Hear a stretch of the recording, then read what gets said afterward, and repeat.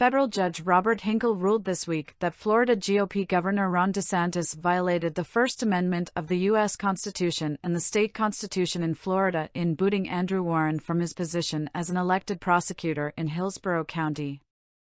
However, Hinkle found he was constrained as a specifically federal judge from ordering that Warren be reinstated.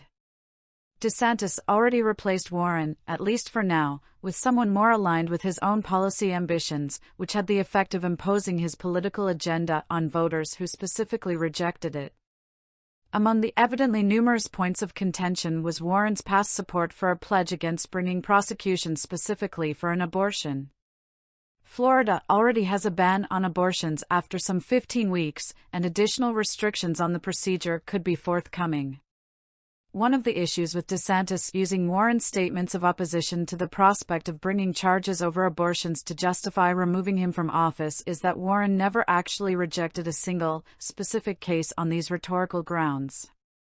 Instead, claimed concerns about Warren's actions were theoretical and based on what might happen in the future, despite the lack of conclusive evidence outlined at trial.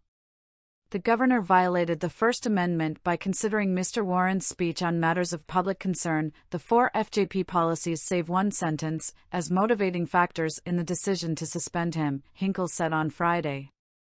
The governor violated the First Amendment by considering Mr. Warren's association with the Democratic Party and alleged association with Mr. Soros as motivating factors in the decision. But the governor would have made the same decision anyway, even without considering these things. The First Amendment violations were not essential to the outcome and so do not entitle Mr. Warren to relief in this action.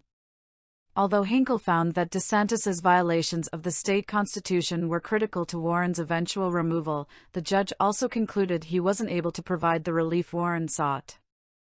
FJP is a liberal group called Fair and Just Prosecution. Hinkle also observed that Warren's well-established policy, followed in every case by every prosecutor in the office, was to exercise prosecutorial discretion at every stage of every case. Any reasonable investigation would have confirmed this. That's in contrast to the idea his conclusively established policy was to reject criminal prosecutions in cases arising from abortions. It's evident based on the now established public record that removing Warren was a topic of discussion in DeSantis' circles before he even signed his name to the statement outlining opposition to bringing prosecutions in abortion cases. Larry Keefe, an official in the DeSantis administration, said the governor inquired of him around the end of 2021 about elected prosecutors potentially not following the law.